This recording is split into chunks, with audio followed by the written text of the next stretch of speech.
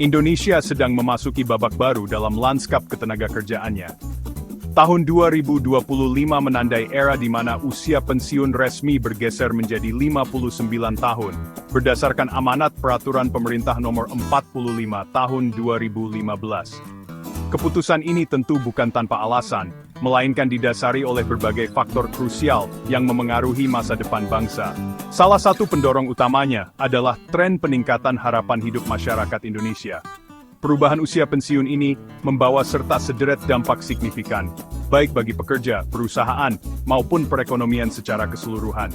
Di satu sisi, kebijakan ini membuka peluang untuk memperpanjang masa produktif dan meningkatkan potensi akumulasi kekayaan. Di sisi lain, muncul pula tantangan adaptasi dan kebutuhan untuk menyiapkan langkah strategis agar transisi ini berjalan mulus. Pertanyaan mendasar yang mengemuka adalah, apakah Indonesia sudah benar-benar siap menghadapi era baru masa produktif ini? Bagaimana nasib para pekerja senior yang harus beradaptasi dengan perubahan ini?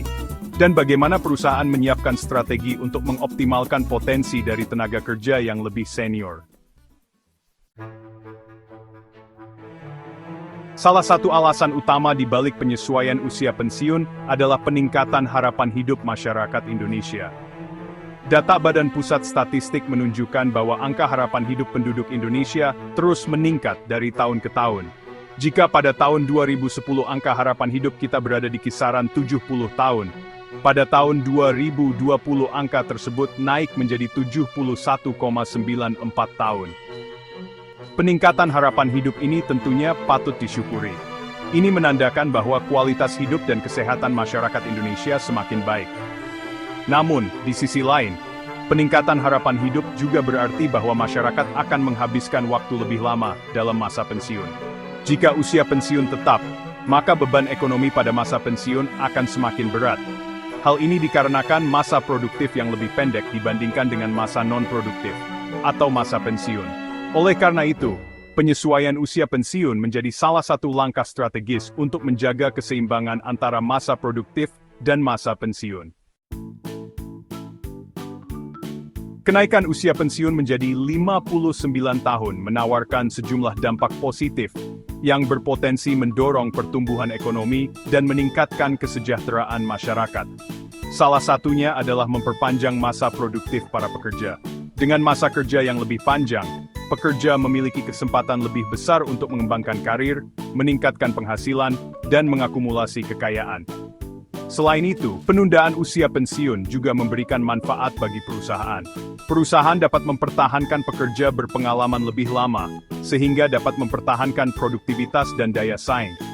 Pekerja senior memiliki pengetahuan, keterampilan, dan etos kerja yang sangat berharga bagi perusahaan. Mereka juga dapat menjadi mentor bagi pekerja muda, sehingga tercipta transfer pengetahuan dan regenerasi kepemimpinan yang berkelanjutan. Dari sisi perekonomian secara keseluruhan, kenaikan usia pensiun diharapkan dapat mendorong pertumbuhan ekonomi. Dengan bertambahnya jumlah tenaga kerja produktif, konsumsi masyarakat akan meningkat, sehingga memicu pertumbuhan sektor real. Selain itu, penerimaan negara dari sektor pajak penghasilan juga diproyeksikan akan meningkat, sehingga dapat mendukung pembangunan nasional. Suara dari lapangan, antara antusiasme dan kecemasan. Di balik potensi positif yang menjanjikan, kenaikan usia pensiun juga menuai beragam tanggapan dari masyarakat, khususnya para pekerja. Sebagian pekerja menyambut positif kebijakan ini. Bagi mereka, menunda masa pensiun berarti kesempatan untuk terus berkarya, menghasilkan uang, dan menjaga kondisi fisik dan mental agar tetap aktif. Namun, tidak sedikit pula pekerja yang menyuarakan kecemasan mereka. Pekerjaan yang menuntut fisik berat, kekhawatiran akan tersingkirkan oleh tenaga kerja muda, serta keinginan untuk lebih cepat menikmati masa tua bersama keluarga, menjadi beberapa alasan di balik kecemasan tersebut.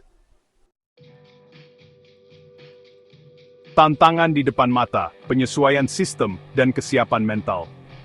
Transisi menuju usia pensiun 59 tahun mengharuskan adanya penyesuaian sistem ketenagakerjaan yang komprehensif. Salah satu aspek krusial adalah memastikan perlindungan dan kesejahteraan pekerja senior. Perusahaan perlu menciptakan lingkungan kerja yang inklusif dan mendukung produktivitas pekerja senior. misalnya dengan menyediakan fasilitas yang memadai dan fleksibilitas jam kerja. Tantangan lainnya adalah memastikan kesiapan mental para pekerja dalam menghadapi masa pensiun yang lebih panjang. Pemerintah dan lembaga terkait perlu meningkatkan program literasi keuangan dan perencanaan pensiun, agar para pekerja dapat mempersiapkan masa tua dengan lebih baik. Belajar dari negeri seberang menginspirasi langkah Indonesia. Fenomena penyesuaian usia pensiun bukanlah hal baru di kancah global. Sejumlah negara maju seperti Jerman, Prancis, dan Singapura telah lebih dulu menetapkan usia pensiun di atas 60 tahun. Kesuksesan mereka dalam mengimplementasikan kebijakan ini tentunya dapat menjadi pelajaran berharga bagi Indonesia. Jerman misalnya, telah menerapkan sistem pensiun fleksibel yang memungkinkan pekerja untuk memilih usia pensiun sesuai dengan kondisi dan kebutuhan mereka. Sementara itu, Singapura menawarkan program pengembangan keterampilan bagi pekerja senior agar tetap relevan dengan dunia kerja yang dinamis. Merajut solusi bersama menuju masa tua yang sejahtera dan produktif. Kenaikan usia pensiun merupakan keniscayaan yang harus disikapi dengan bijak. Dibutuhkan sinergi dan kolaborasi yang kuat antara pemerintah, perusahaan, dan masyarakat untuk mewujudkan transisi yang mulus dan bermanfaat bagi semua pihak. Pemerintah perlu memastikan adanya regulasi yang mendukung. Perusahaan perlu menyiapkan program pengembangan dan perlindungan bagi pekerja senior, dan masyarakat perlu meningkatkan kesadaran akan pentingnya perencanaan pensiun. Dengan demikian, kenaikan usia pensiun bukan hanya menjadi kewajiban, tetapi juga menjadi peluang untuk mewujudkan masa tua yang lebih sejahtera, produktif, dan bermakna.